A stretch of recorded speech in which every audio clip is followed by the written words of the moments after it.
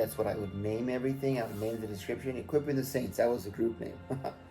Why? Because that's what we're doing.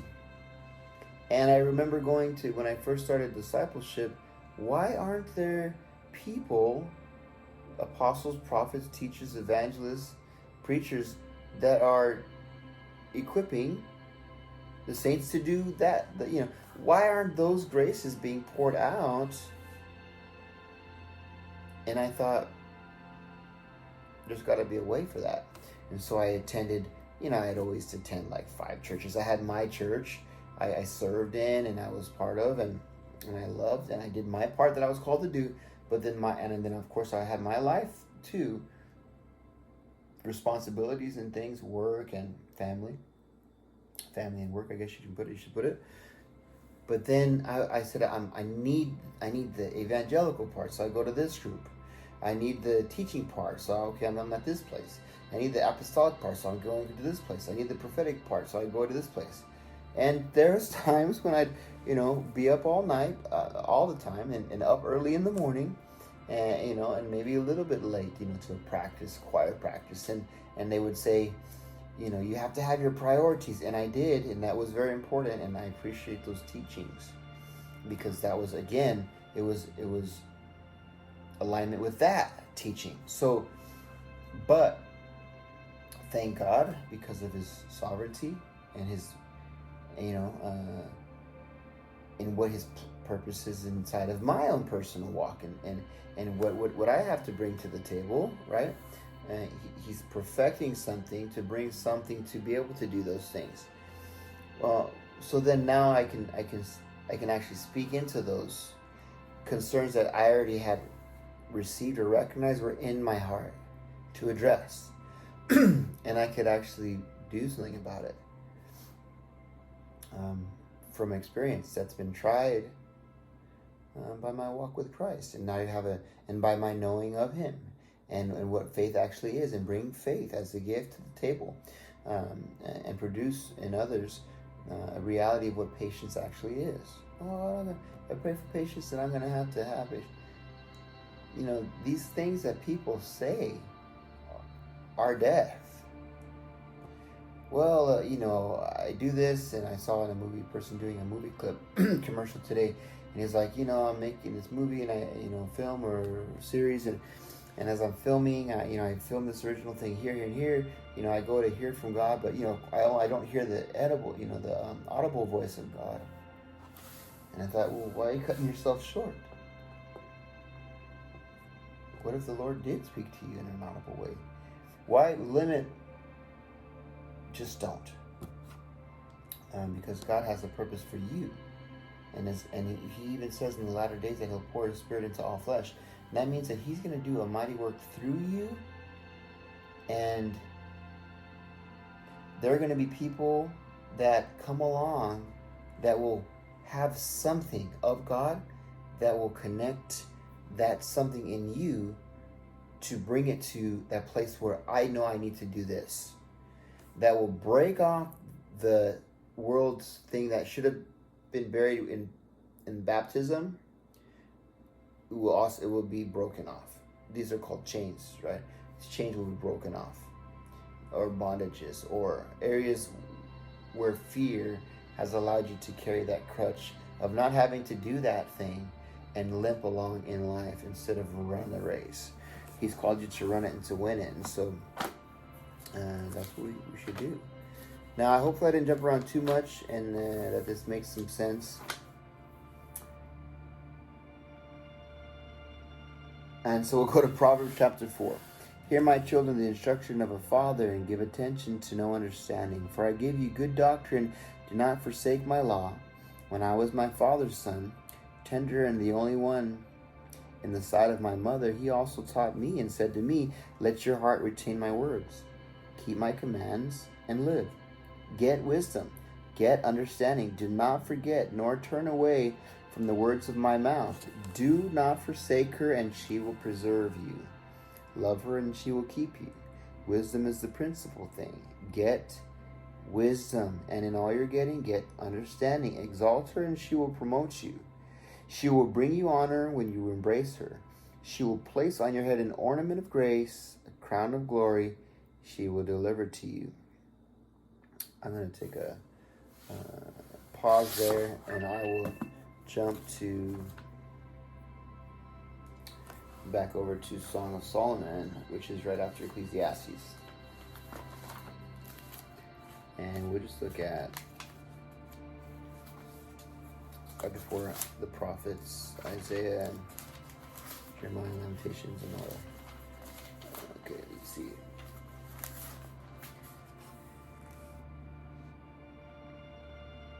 Your name, ointment poured forth. Therefore the virgins love you. Draw me away in the anointing, in the smooth functioning of this machine, in the sweetness, in what everything gets cooked up in, the ingredient that makes it right.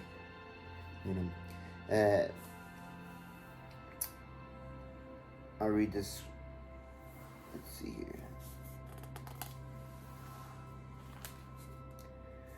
I have compared you, my love, to my filly among Pharaoh's chariots. He's like, you are, like we were talking about the horse racing in a track or the car.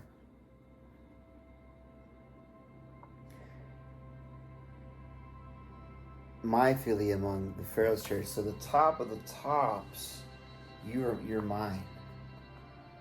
The one that I've chosen. The good stuff. You're the thing, you could say, that I want to really bless others through, just as they recognize what you do for me. So your cheeks are lovely with ornaments. Now a horse, these chariots were horses, would have bits in their mouth and reins in there behind, that would wrap around to turn them to the right and to the left forcibly, as a way to direct and to guide. Now, I like the way that he uses, I have compared you, my love, to my filly among Pharaoh's chariots. Your cheeks are lovely with ornaments, your neck with chains. Now, whenever I see the italics, I don't read it out loud, but I would read it in my mind and consider it. In this case, it says, I'll read it to you, of gold. And so I get the concept and the focus of it actually being, okay, this is talking about the chains, like an ornament around the neck. Not like, and I would look at a beautiful chariot, like these horses that were of Pharaoh's, that were ornamented, and he's saying, you are like the dancing horse that's there, the filly. You don't need a bit, and your teeth are not grinding on this bit, and you're not being tugged, forcibly here or there, but you are ever watching me, sensing my movements, dancing with me, moving with me. Your cheeks aren't with a bit, they're ornamented with gold. And now here's the beautiful the daughters of Jerusalem, we will make you ornaments of gold with studs of silver. It's even like when the oracles of God, those that he's brought up and birthed with him, there's like, we will bless. When you bless what God is blessing, then you become blessed in that blessing. You're doing what our purpose is to do, what we see him doing. And as we come into alignment with that, then we receive, there's a purpose in that. We recognize that. And then we will eat from the fruit of that tree of life that he's giving, right? So it's, okay, it says, we will make you ornaments of gold with studs of silver. To my filly among Pharaoh's chariots, your cheeks are lovely with ornaments, your neck with chains of gold. While the king at his table, my spikenard sends forth its fragrance. A bundle of myrrh, my beloved to me, that lies all night between my breasts, my beloved to me, a cluster of henna in the vineyards of En-Gedi. Now there's a great deal to unpack there. There's no way I have time right now to do it. It's like 5 a.m. But I would love to. While the king at his table, and of course is speaking about, again, the banquet and his rulership. How beautifully spoken. Now we know about spikenard and what it was that was given as the ointment for burial for Jesus. Spikenard came in and he was anointed with spikenard, which was meant for his funeral, his burial, because it wasn't going to be done. You know, they brought him down, Joseph did, from the cross and put him into his grave, or into his cave. And they would have prepared his body properly, and so that's why Mary came, even, they came with the herbs to prepare his body that morning, Sunday, after the Sabbath, because they weren't allowed to because of the law. They were called to rest.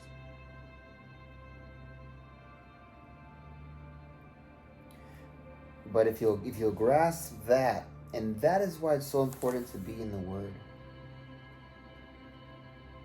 so that the richness of the Word of God grips your heart and it brings life. And as you're in the Word and you're reading and you just listen and you're like, oh, Lord, you're talking about this is what this means. And it becomes so alive. Instead of, I watched this movie, I watched that movie, I watched that movie, and you'll have that influence. Like I'll talk about, like I talked about Nacho Libre before, we talked about purpose, and what was his? He wanted to be a great luchador, a wrestler. Even in that film, he went on some journey with El Skeletor, his buddy, Steven. And he's like, I know a water gypsy, and that knows where to find eagle eggs. And he's like, eagle legs? You're crazy. I'm not listening to you, right? So he's like, what are you talking about? Like, how is this thing going to give me what it is that I need? And he's like, if you'll get this thing, then it'll give you that thing that you need. Of course, we don't follow that. But the analogy behind it, the meaning behind it is so beautiful, I think. Because he goes up to this mountain and he gets this eagle egg and he eats this eagle egg and then he cliff dives off into the ocean. Just plops into the water. The landing didn't matter. But that became his... Of course, then there was a reality of it's not that thing. It's not that thing that you're... It wasn't the eagle egg to give you eagle powers. Because they would wrestle after that and lose and lose and lose. He's like, there's no eagle powers. But in the end, he said, and because, Steven, his El Skeletor, right, his partner, after getting a chance to fight the final fight to become victor, like the champion, his perspective had changed. His view on what he was doing, his purpose of why am I doing this is for the orphans so I could take them and show them the world which I didn't have available for me. I want to give them. God had purposed me to do these things. Maybe that's why. And it had to be in a sense of burning away of the old, complete. I have to let go and trust completely in what he's given me as a container and go 100% with that. And so the idea is they go into this ring and he comes to the point where he gets to battle like the main guy who is like a false idol.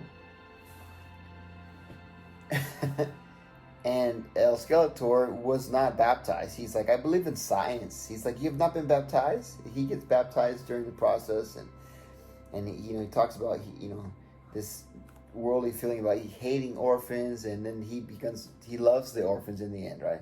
He's like, I love the orphans, right? So there was a change of heart that happened into his partner. Now, what's interesting is he prays. He says, "Let's pray," and he prays. He says, "God," I think he prays, "give him the nutrients. Let him have the nutrients." They were always complaining that he didn't have that eagle power nutrients, but they recognized it wasn't about the eggs, or the eagle eggs. It was about God and trusting in Him, and that of what He had called them to do. But here's the thing: God uses everything for a good. It was at that point that he dove into the water with that ideal of, I'm going to be, I have this eagle egg power. But that became his signature move at the very end, where he defeats his foe, the Goliath, or whatever you want to call it. He leaps off the top rope and flies, and hits this guy and then pins him, right? The beauty of that little simple analogy can be brought out. So that's where God's like, okay, I'm going to release your soul. But if you are, I'm going to just I have to, that's my thing. I got to watch all these movies. Then you will gain what the world is only able to put and to give. You won't see how God sees things unless you see how God sees things. Meditate on how he speaks and what he says and how he's viewing. You go before, we're talking about James, right? Right before James is Hebrews. And I love the order of it, because a lot of the times when you read the Bible in the order that it's in, or at least consider it in that way, then you are able to gain another level of understanding, dimension of understanding. Hebrews, which is a book of faith, talks about these amazing people of God who, in their testing, found him to be faithful.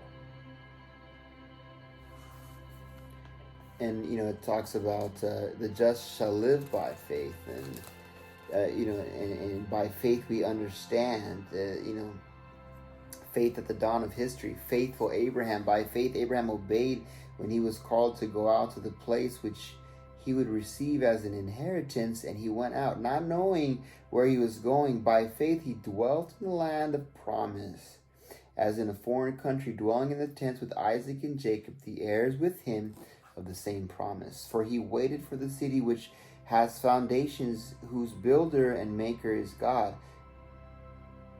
And of course talks about Sarah then having faith, and therefore from one man and him as good as dead were born, as the stars of the sky in multitude. Praise God. So we'll continue. And we'll read that again. It's actually chapter 11 in Hebrews, and verse 8. Okay? By faith Abraham obeyed when he was called to go out to the place which he would receive as an inheritance. And he went out not knowing where he was going. By faith, he dwelt in the land of promise, as a foreign country, dwelling in tents with Isaac and Jacob, the heirs with him of the same promise. For he waited for the city which has foundations, whose builder and maker, God. By faith Sarah herself also received strength to conceive seed, and she bore a child when she was past the age, because she judged him faithful who had promised. Therefore from one man and him as good as dead were born, as the stars of the sky in multitude, innumerable as the sand which is by the seashore.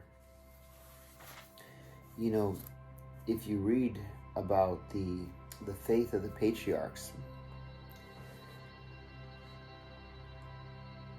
the view of how God sees the believer and recognize his perspective, then we start to live in accordance or in alignment with the truth. And then, they overcame by faith. They ran the race of faith because they were disciplined, right? That's kind of like simple facts. instead of going about like all their things, let's just all just